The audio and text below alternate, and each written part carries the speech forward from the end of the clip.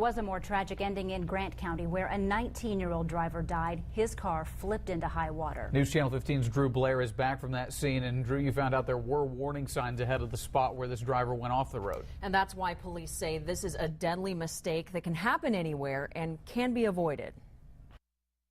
Just starting his life and now it's over. It's very tragic. The site of this state road is now scattered with debris, marking the spot where a life ended less than 1 day ago. Water is very unforgiving, and at temperatures like this, it's even more unforgiving. Police got a call just after 11 last night that a car had flipped over into water off State Road 26 near Fairmount. 3 officers got there to find Blake Taylor's car within a foot of being completely underwater. He was in the water at least 15-20 minutes before we even got there. The 19-year-old hit water at the bottom of a hill and lost control.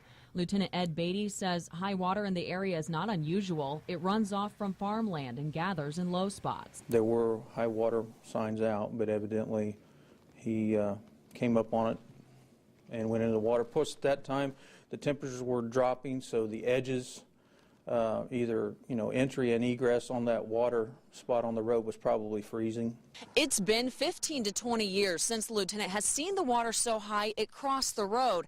It now rests in a ditch 12 hours after the crash. It is a lot better than what it used to be. They did a lot of construction on there, but when we got the amount of rain and the snow melt that we had over the last 2 days, it was just something that the irrigation systems just couldn't keep up with. Police call this a wake-up call for the community. All drivers are warned not to test their vehicle against high water. Pay attention to what these signs are saying and don't attempt it. If you're not familiar with it, don't go. Blake Taylor was a freshman at Ball State. He was heading back to campus from Kokomo. That's too bad. Thank you, Drew.